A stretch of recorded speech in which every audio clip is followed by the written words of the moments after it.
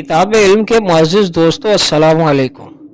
مولایا صلی وسلم دائما ابدا علی حبیبک خیر خلقی کلہم۔ یہ اشعار کس مسلمان نے نہیں سنے ہوں گے؟ اشعار کی صورت میں سرکار دو عالم صلی اللہ تعالی علیہ وآلہ وسلم کی مدح و ثنا کرنے کا سلسلہ طویل عرصے سے جاری ہے۔ صحابہ کرام، تابعین، تبع تابعین، علماء کاملین اور محدثین اور دیگر عاشقان رسول ہر دور میں محبوب خدا صلی اللہ علیہ وآلہ وسلم کی مدح و ثنا میں مصروف رہے ہیں۔ یوں تو ہر دور میں سید عالم صلی اللہ علیہ وسلم کی تعریف و توصیف میں دنیا کی مختلف زبانوں میں بے شمار کلام لکھے گئے، لیکن چند کلام ایسے ہیں کہ وقت گزرتا رہا مگر ان کی مقبولیت اور شہرت میں کوئی کمی نہیں آئی۔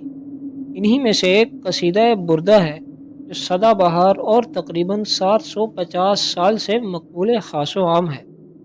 اس قصیدے کا اصل نام الکواکب الدریہ فی مدح خیر البریہ ہے۔ قصیدہ بردہ شریف کس نے لکھا؟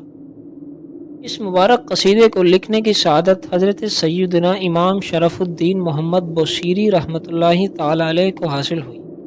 آپ اپنے زمانے کے ممتاز عالم تھے، جبکہ فصاحت و بلاغت میں تو آپ کا کوئی ثانی ہی نہ تھا۔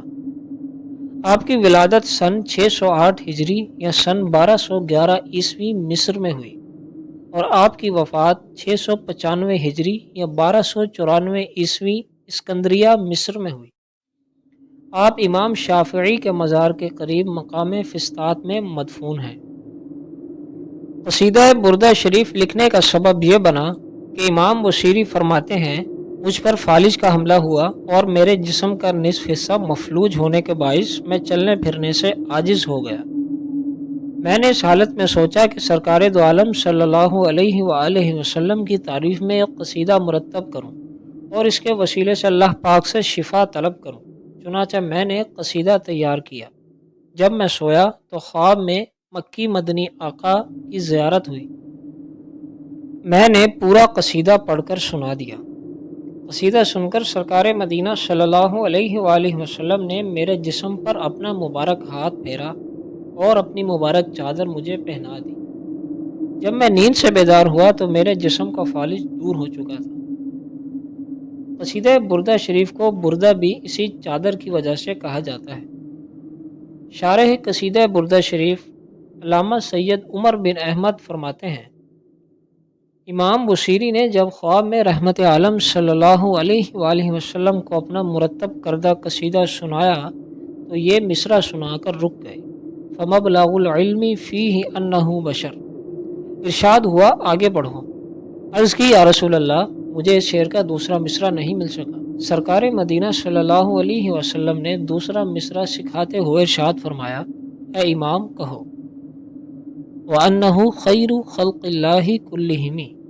ان دونوں مصرعوں کا ترجمہ یہ ہے، آپ صلی اللہ علیہ وسلم کے بارے میں ہمارے علم کی انتہا یہ ہے کہ آپ بشر یعنی انسان ہیں اور اللہ پاک کی تمام مخلوق سے افضل ہیں۔ ناظرین، کسی کتاب یا کلام کی مقبولیت کی ایک دلیل اہل علم کا اسے ہاتھوں ہاتھ لینا اور اہمیت دینا بھی ہے۔ قصیدہ بردہ شریف کی عالمگیر مقبولیت اور شہرت کا عالم یہ ہے کہ دنیا کی کثیر زبانوں میں اس کے ترجمے اور شروحات موجود ہیں۔ قصیدہ بردہ شریف ایک قول کے مطابق 161 اشعار پر مشتمل ہے اور ہر شعر اپنی مثال آپ ہے۔ نمونے کے طور پہ قصیدہ بردہ شریف کے 3 اشعار کا ترجمہ ملاحظہ کیجیے۔ یعنی عیسائیوں نے حضرت عیسیٰ علیہ السلام کے بارے میں جو دعویٰ کیا تھا، یعنی انہیں خدا یا خدا کا بیٹا بنا دیا تھا، اسے چھوڑ دو، اور اس کے علاوہ سرکار دو عالم صلی اللہ تعالی علیہ وآلہ وسلم کی تعریف میں جو چاہو کہو۔